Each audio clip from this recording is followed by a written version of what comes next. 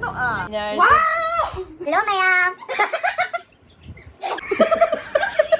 Ready? Hello, ma'am. Ma'am, laija siga leire. Ado ma'am ngasigi video sidi kay video oidoino haibada aikhuido chair saoida lae ai ne laija ne chanbi ne hadi sanjita ne khu tamak se chair saoida lae. Adoga ngasigi video sidi laija na ai se ko makeover tok thokpi rege haire. Mayam na ma se hui ma le haibada. Ai ta nate. Ji sanjita ji asa de mo manang pim sida ba kwa. Ado ai to mi ma le ai to phaje. Ado mayam video se ma ngasi yam ang hala rege ma mi wala tu ni ne kwa. Ado video se lo phaweng bio ado makeup se hawrge mayam ado di Makeup se full makeup point tok toy ne heavy makeup point tok ni kay na di mang se ado lu ho ma se pi ma gi makeup to le sabi na adu ko mai look to to rage ba. Ado di ma'am video se hawjarge ki basi su khara ujarege laija na ki bi base ma'am su su magi channel da uramgani ado ai gi channel da su ngasi ubu phangaga di ado di ma'am akoi haji ke ba hawraga makeover do tawloraga last ta phajai de su ma'am na comment ta haibiro laija gi makeup ti yam phajai Mi man ro hui man ba. Comment da hai wa. Comment da hai ro mi man ro hui man bra to. Ado di akoi haji hawrage ko ma'am video se hawjoi matang asida ko mayam hajiki puja matamni na mayam su shopping tawnaramani adona aishu aigi oiba ko bag amadi sleeper ko juk tagi change reba ko bag sina fajaba haibase ko taseng na hargadi paibadi yam lembado oyeba ko adoigi aina yam pamjabado oya adoga sleeper sina suga o leireba ko aina matching outfit tawrimi adoigi sleeper sina tongbada kyam nunga haibada taseng khununga am chadra yam pamjare ko aduna moi official website leba ko aduga chonga aina order tawshan baneba ko yam phajare yam pamjare Sing ko ay yang na pamjare ay juk ki bag ka khangu ka se ko amkas order tawgani ay ko aduga ma'am na khangada amna ko ay coupon code ko use tawraga di YT ni kiten se use tawraga di ma'am na 10% off legani adu ay description da link so idana hachara mani ma'am na dugi damta tension lang no aduga ma'am na check out to view mo gi amna phajabne mo gi collection sing se ko aduga ma'am asi se ko proudly Indian habadi India da saba adegi handcraft habadi khudna saba cruelty free aduga gi moi use tawriba leather se ko vegan leather ne ko animal da kashum harmful oide mayam na pet lovers la rogani aduna sanga da kashum shok tabado oi aduga moi se ko peta proof oiraba brand amani ko aduna mayam description da please check out to biro aduga faza parga mayam su puza da koi biro ko moisturizer tai triye ai to na kap to ne kapo ado kai ba se ping bu to phaga ndu hair band le ga masidi phaza bi saragi mayam mi on to you on toge To ni ma ko si ka ko. ako je pulla di song comedy to ni tawla do ise pura mi naga hire ni Si haiba ma ko na to ko na. Nang mimi. ma ay we bitaw jari ni da Kasi mala ho hui ni halam. lawai di kay no Mayam ignore this lawan. DSP na kyabi bado ningjang mura foundation tap tay hap ni bado da DSP na Raw pa ke. background na pong chanbi khatli yam na maning da Yeah. Ado ba hai pa. Matam na ko na ro. Kita ni be ma kaung na ro ga ka na ni ga. ay dum lak pwede lak to ni kita ay na Ai ki ga monetize oi ga ba nam ta hang ni. Ja to video la me phan na mon to. Kia de focus to. Kia focus to to ti ma. Mayam no phi ma le. Hui ma lo mi ma de mo. To po ma ni de na. So to ta me ne di pe de ta. ay titiyan sep to Azo nung tu ma mai se to.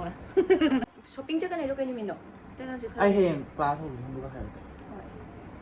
puja lo rego enjel sila Nang class ti Sunday ban na tro. Mate. online Mayam. Sang da. ha Highlight kitang to ge ba pa. Kuda ka chagi during a city laija na ise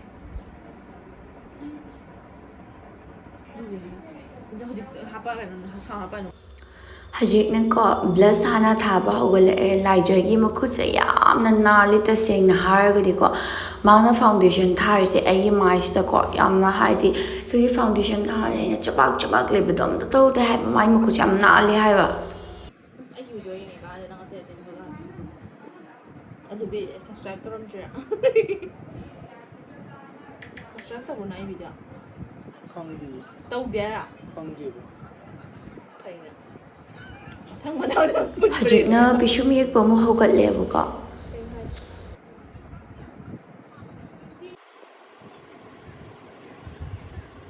video ꯊꯥꯒꯠꯇꯕ ꯀꯨꯏꯔꯕꯅꯤꯅ ꯈꯔ ꯕꯤꯍꯨ ꯀꯥꯗꯦꯕ ꯑꯩꯈꯣꯏꯁꯦ ꯁꯨꯡꯊꯥ ꯊꯥꯒꯠꯇ꯭ꯔꯦ ꯀꯩꯅꯣ ꯚꯤꯗꯤꯑꯣꯒꯁꯦ ꯍꯧꯖꯤꯛ ꯈꯪꯗꯦ ꯑꯁ ꯅꯍꯥꯟꯉꯩ ꯑꯣꯏꯔꯝꯃꯦ ꯅꯨꯡꯉꯥꯏꯇꯕꯅꯤ ꯃꯨꯟꯅ ꯌꯦꯛꯄꯁꯤꯅ ꯑꯩꯅ ꯍꯥꯏꯔꯛꯏꯁꯦ ꯑꯩꯅꯦꯅ ꯇꯝꯅꯩꯅ ꯀꯔꯤꯕ ꯅꯦꯠꯋꯥꯛꯁꯦ ꯀꯌꯥ ꯆꯠꯂꯤꯕ ꯑꯦꯝ ꯕꯤꯁꯤꯅ ꯅꯪꯒꯤꯁꯦ ꯗꯇꯥ ꯕꯣꯟ ꯇꯧꯕ꯭ꯔꯣ ꯗꯇꯥ ꯑꯣꯟ ꯇꯧꯋꯦ ꯑꯦꯝ ꯕꯤꯕꯨ ꯆꯠꯄ꯭ꯔꯣ ꯑꯩꯗꯤ ꯅꯦꯠ ꯑꯩꯗꯤ ꯍꯥꯄꯛꯇꯣꯏꯕ ꯚꯤꯗꯤꯑꯣꯗ ꯍꯥꯄꯛꯇꯣꯏ ꯃꯤꯗꯤ ꯆꯠꯇ꯭ꯔꯤ ꯀꯣꯜ ꯇꯧꯔꯣ ꯁꯤꯁꯤ ꯆꯠꯇ꯭ꯔꯤꯁꯦ ꯆꯠꯇ꯭ꯔꯤꯁꯦ ꯀꯩꯒꯤꯅꯣ ꯁꯦ ꯊꯨꯅꯤ ꯍꯥꯏꯁꯦ ꯅꯪ ꯅꯦꯠꯋꯥꯛꯁꯦ ꯀꯩꯗꯧꯅꯣ ꯈꯪꯗꯦ ꯍꯥꯏꯕ ꯚꯥꯞ ꯇꯥꯗꯦ ꯍꯥꯏꯕ ꯑꯩ ꯅꯪ ꯏꯌꯥꯔꯇꯦꯜ ꯅꯤꯀꯤ ꯍꯣꯏ ꯇꯧꯁꯤꯔ ꯈꯪꯗꯦ ꯍꯣꯔꯦꯟ ꯑꯁꯦꯡꯕ ꯄꯨꯡ ꯑꯃꯒꯤ ꯃꯃꯥꯡꯗꯁꯨ ꯑꯞꯂꯣꯗ ꯇꯧ ꯍꯥꯏꯔꯒ ꯃꯄꯥꯟ ꯑꯣꯏ ꯆꯟꯕꯤ ꯇꯥꯕ꯭ꯔꯥ ꯃꯤꯠꯇ ꯐꯖꯕ ꯂꯣꯏꯔꯦ ꯁꯨꯃ ꯃꯥꯜꯂꯦ ꯁꯟꯖꯤꯇꯥꯅ ꯃꯅꯤꯡꯗꯒꯤ ꯑꯩꯁꯦ ꯄꯨꯡ ꯊꯥꯒꯠꯂꯦ ꯑꯗꯨ ꯇꯁꯦꯡꯅꯀꯣ ꯂꯥꯏꯖꯁꯦ ꯃꯦꯀꯞ ꯇꯧꯕꯁꯨ ꯌꯥꯝꯅ ꯍꯩꯔꯦꯕ ꯍꯥꯏꯕꯗꯤ ꯃꯤꯒꯤ ꯃꯁꯛꯁꯦ ꯌꯥꯝ ꯑꯣꯟꯊꯣꯟꯕꯗꯣ ꯃꯥꯅꯀꯣ ꯑꯩꯉꯣꯟꯗ ꯌꯥꯝꯅ ꯆꯥꯟꯅꯈꯤꯕ ꯑꯃꯗꯣ ꯑꯣꯏꯈ꯭ꯔꯦꯕ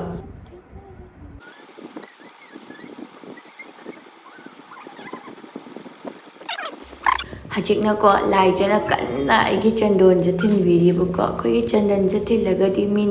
ꯃꯤꯁꯦꯀꯣ ꯔꯥꯁꯤ ꯑꯃꯁꯨ ꯍꯥꯞꯄꯅꯦꯕꯀꯣ ꯑꯗꯨꯅ ꯑꯩꯗꯤ ꯃꯥꯒꯤ ꯚꯤꯗꯤꯑꯣꯁꯨ ꯑꯗꯨꯝ ꯌꯦꯡꯕꯅꯦ ꯃꯥꯅ ꯆꯟꯗꯟꯒ ꯊꯤꯟꯕꯒꯁꯦ ꯌꯥꯝ ꯐꯖꯕꯅꯦꯕꯀꯣ ꯑꯗꯨꯅ ꯑꯩꯁꯨ ꯊꯤꯜꯍꯟꯅꯤꯡꯕꯗꯣ ꯑꯗꯨꯒ ꯑꯩꯅ ꯂꯥꯏꯖ ꯆꯟꯗꯣꯟ ꯊꯤꯟꯕꯤꯔꯣ ꯍꯥꯏꯕꯅꯤ ꯃꯥꯅ ꯁꯨꯝ ꯊꯤꯟꯕꯤꯔꯦ ꯍꯥꯏꯗꯤ ꯑꯃꯨꯛꯇ ꯄꯨꯔꯥ ꯌꯥꯈꯤꯕꯩ ꯋꯥꯅꯦꯕ ꯄꯨꯔا ꯆꯥꯈꯤꯕ ꯍꯥꯏꯕꯗꯣ ꯍꯥꯏꯗꯤ ꯀꯩꯁꯨꯝ ꯁꯣꯏꯈꯤꯗꯕꯗꯣ ꯑꯣꯏꯔꯦꯕꯀꯣ ꯃꯦꯀꯞꯁꯦ ꯆꯟꯗꯣꯟꯁꯨ ꯂꯥꯏꯖꯅ ꯀꯦꯕꯤꯕꯁꯦ ꯗꯨꯝ ꯇꯧꯅ ꯂꯣꯏꯁꯤꯜꯂꯛꯇꯣꯔꯦꯀꯣ ꯑꯩꯗꯤ ꯇꯁꯦꯡꯅꯀꯣ ꯚꯤꯗꯤꯑꯣ ꯂꯣꯏꯔꯒꯁꯨ ꯃꯥꯒꯤ ꯃꯦꯀꯞꯁꯦ ꯀꯣꯛꯇꯕꯤꯗ ꯌꯨꯝꯗꯀꯣ ꯑꯍꯤꯡꯗꯨꯃꯀꯣ ꯃꯥꯏ ꯇꯥꯗꯕꯤꯗ ꯇꯨꯡꯒꯤ ꯑꯩꯈꯣꯏꯅ ꯑꯃꯨꯛ ꯊꯥꯖꯕꯩꯅꯤ ꯅꯠꯇ꯭ꯔꯥ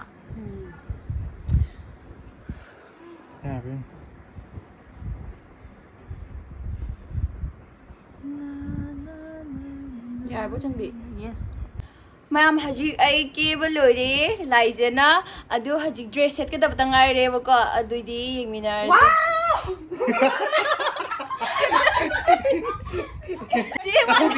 ꯆꯦ ꯂꯥꯛꯑꯦ ꯆꯦ ꯑꯩꯒꯤ ꯃꯦꯀꯞꯁꯦ ꯀꯩ ꯍꯥꯏꯅꯤꯡꯉꯤ ꯋꯥꯎ ꯇꯥꯈ꯭ꯔꯦ ꯋꯥꯟꯊꯈꯔꯦ ꯑꯩꯁꯦ ꯃꯥꯁꯦ ꯀꯦꯈꯠꯄ ꯍꯧꯒꯠꯄꯗ ꯑꯩ ꯆꯪꯈ꯭ꯔꯦꯕ ꯆꯥꯛ ꯆꯥꯛꯈꯨꯝꯗꯀꯣ ꯊꯣꯡꯕꯒꯤ ꯑꯗꯨꯒ ꯍꯤꯟꯖꯥꯡ ꯂꯣꯏꯔꯝꯃꯦ ꯆꯥꯛ ꯊꯥꯡꯒꯠꯂꯝꯃꯒ ꯕꯣꯔꯥꯒ ꯊꯥꯡꯒꯠꯂꯝꯃꯒ ꯑꯩ ꯄꯨꯔꯥ ꯆꯥꯛ ꯂꯣꯏꯁꯤꯜꯂꯒ ꯍꯧꯖꯤꯛ ꯂꯥꯛꯄꯗ ꯄꯨꯡꯂꯣꯏ ꯂꯣꯏ ꯂꯩꯔꯝꯕꯁꯤꯗꯅꯦ ꯄꯨꯔꯥ ꯑꯣꯟꯊꯣꯛꯑꯒ ꯚꯛ ꯂꯥꯎ ꯈꯨꯗꯣꯛ ꯂꯩꯔꯝꯕꯁꯦ ꯑꯩ ꯃꯥꯟꯗ꯭ꯔꯦꯀꯣ ꯅꯤꯀꯤ ꯃꯥꯟꯗ꯭ꯔꯦ ꯄꯨꯔꯥ ꯃꯃꯤꯠꯀꯁꯦ ꯃꯌꯥꯝ ꯃꯃꯤꯠꯀꯁꯦ ꯂꯣꯏꯔꯦ ꯃꯤ ꯃꯥꯜꯂꯕ ꯌꯦꯡꯉꯨ ꯍꯨꯏ ꯃꯥꯟꯗ꯭ꯔꯕ ꯌꯦꯡꯉꯨ ꯅꯪ ꯀꯦꯃꯦꯔꯥꯗꯤ ꯅꯣꯏ ꯎꯔꯝꯕꯖꯥꯏ ꯎꯔꯝꯗ꯭ꯔꯁꯨ ꯁꯣꯕꯥ ꯃꯥꯜꯂꯦ ꯁꯣꯕꯥ ꯐꯖꯅ ꯅꯩꯔꯦ ꯃꯌꯥꯝ ꯔꯤꯌꯦꯜꯗꯗꯤ ꯃꯅꯤꯡꯗꯩ ꯎꯠꯂꯁꯦ ꯍꯥꯏꯖꯅꯩꯅ ꯗ꯭ꯔꯦꯁ ꯁꯦꯠꯂ ꯎꯠꯂꯁꯦ ꯃꯤꯠꯁꯦ ꯌꯥꯝ ꯊꯤ ꯗ꯭ꯔꯦꯁ ꯐꯖꯍꯟꯕꯗꯣ ꯑꯁꯦꯡꯕ ꯑꯇꯩ ꯑꯩ ꯃꯥꯟꯗ꯭ꯔꯦ ꯑꯁꯦꯡꯕ ꯄꯥꯝꯃꯨꯏ ꯃꯥꯏ ꯇꯥꯊꯣꯛꯀꯗꯕ ꯑꯁꯦꯡꯕ ꯑꯩ ꯁꯨꯃꯥꯏꯅ ꯑꯗꯨꯝ ꯆꯠꯈꯤꯅꯤ ꯃꯃꯤꯠꯇꯣ ꯌꯥꯝ ꯂꯨꯝ ꯂꯨꯝ ꯂꯥꯎꯔꯒ ꯑꯩ ꯁꯨꯃꯥꯏꯅ ꯆꯠꯈꯤꯅꯤꯒ ꯑꯩ ꯁꯨꯃꯥꯏꯅ ꯆꯠꯈꯤꯅꯤ ꯑꯩ ꯍꯥꯏꯒꯦꯕ ꯅꯥꯈꯣꯕ ꯑꯩ ꯍꯥꯏꯒꯦ ꯃꯥꯏ ꯃꯃꯤꯠꯁꯦ ꯑꯩꯈꯣꯏꯒꯤ ꯆꯟꯗꯣꯟ ꯀꯣꯛꯊꯣꯛꯑꯒ ꯌꯥꯝꯅ ꯆꯠꯈꯤꯅꯤ ꯊꯣꯝꯖꯟꯕꯤ ꯑꯣꯏꯗ꯭ꯔꯒꯀꯣ ꯃꯥꯅꯦ ꯌꯥꯝꯅ ꯂꯥꯏꯠ ꯑꯣꯏꯅ ꯅꯥꯟꯅ ꯄꯨꯕꯗꯣ ꯑꯗꯨꯃꯥꯏꯅ ꯇꯧꯋꯦꯕ ꯐꯖꯩ ꯌꯥꯝꯅ ꯑꯩ ꯏꯁꯥꯅ ꯏꯁꯥ ꯌꯥꯝ ꯊꯥꯒꯠꯂꯨꯔꯗꯤ ꯃꯤꯅ ꯀꯃꯦꯟ ꯇꯥꯔꯅꯤ ꯅꯣꯏ ꯃꯌꯥꯝꯅ ꯍꯔꯥꯎꯕ ꯂꯣꯏꯔꯦ ꯑꯩꯒꯤ ꯁꯥꯏꯗꯇꯩꯗꯤ ꯐꯖꯅ ꯐꯖꯔꯦ ꯅꯪꯒꯤꯗꯣ ꯑꯩ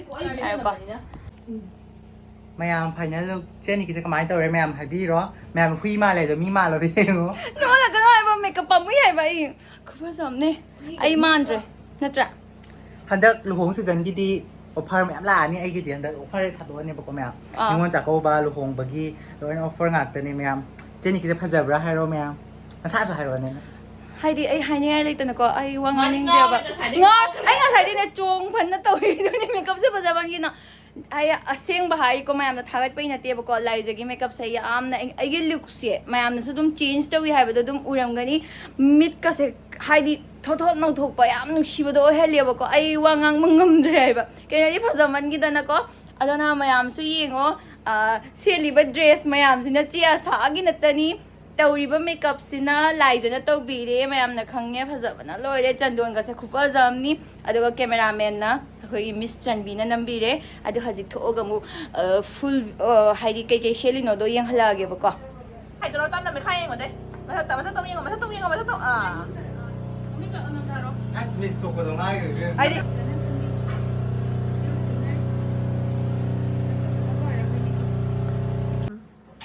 yam phajaye makeup se I think cut full ulong full lakpisina say asasiagi aduga makeup na laija kai sa cameraman na sanjita ai laijare 하이핏 아 누만 농가로 나 농가로 아 처음 사이트가 이용 못 있다 아니 형 매안 또 형 기부 락봉 사이 또 이제 니끼디가 지금 많이 다 돌아 마 자돈다 꼭 토가 용한가니 마 용다 할라이니야 아무 또 별로야 뭐 많이 사이 포토 비디오 피부 뭐 오르르 레이버 미제 마시가 진짜 다 그냥 거기 비변 속 진짜 lâu chơi rồi nè mai của đâu rồi mà phun chính mà hàng rồi 사티스파이어이브도 어떠나 하라운 따버리로 ai ta xin mà sai em bắt đấy 이거는 진짜 잘 니기는 phải phải em chuẩn bị xí rồi 이런 지기 익숙한 ado haji akhoi chak chage tawri ba ko do leraga reels munam mani laija gi makeup city ai kok thoring asigi tumba da su chaba da su takwa ado haji kai no male hai ba oi luhong loiraga kai no chak cham na man ro yelo ga sin laga nipa tangai 나이가 땅아래 하요 나이가 땅아래 hero tangai wat ka wat liba 마 후지 야 거의 마텐 레이저래 스게이스가 아사 옵션 아미 베고 참게티 누파 누비 살래 야 거의 마텐 레이저래 아도 스게이스가 커플라니 싹싹게 떠우리 luhong loir betul luhongbagi nungdangniको 싹싹이 떠위세 Quên không ra ngoài mình nấu đâu cô. 호랭 까딱 좀 아도 마테 마나 mayam hojita luhong ngasi luhongakpani matay manaw se nunghangi saktaminage tawri ilo yang pakti ang koi ni maujam irang kasali ko my board Sao được ayuk te yung thamba mi thabak subo ho kayo asai dagi poloi se pada wari bani bane duna ingbi ni kai na nang su board miro kai tawrage ma kam pamu to hu imi as nungsi na karita ko kalai ko Dạ đấy. tissue paper dei thoi mi aku yang pudam da mari tissue paper dei thoi mi kai no he ngasi ta din natai na khanara kan ngai tawrage to ne phone pio 하기 떠오기 하이브 중간 이제만 사진다 하이 되는 이만 통화 올해 cha 합니다. sa kai na sabira ai sabira mi me thamo sa liba 갑자기 siam ya usaning bidoina okay silam dai ma mi do 누빠 지금 손은 네 하이브 뿡가 마야 보초 되지. mayam akhoi hajik chik chaba loire adoga hajik se reels namge tawbani ba ko laija gi makeup se laija sungko kokning dre ba laija makeup se phajaman gi dana yengo se promo no bima mayam su comment da haibiro phajabra do phadi phajare mayam na hai ge hai ge ai ni pa ma loire yare natra chanbi na maning de leiri o didi na photo yondro mo anu gi ina mal se ngasi as ay na pujama man pesa pa hoi blog ni ado Mayam, 제니 기 파세라 바하요. phajare mina haida su aina hare na ko phajare da chia saw na su hare 아도 한dak 웨딩 시즌 기 mayam 아기 볼로이수 20% 오퍼 로 타도니 베고 mayam. ma battery close ai ado mayam laija gi makeup se yamna pamjare aina pamjaba do hai do oire adu ge khoi se am nungai pun ma de am nungai ba ha ba do oire ba ko aduga mayam ai khoi jig reel su namna loire ado hajik matang asida video se lotion lage ado lotion juge mamang da mayam na laija de ki hening ba lerga su ma on da sum insta da pau phau view ma gi laija kai sa mai na sum lei bane aduga mayam ma gi youtube channel su lei na mayam na sum khangamani adu subscribe to shan biramo ado ko ya jig reels khatang nam khige ba ko adoga ai su yum da han na ba tawrani makeup se kok tabi da tum yum da han gi drami sumain dum ko adoga matang asida mayam da bye bye see you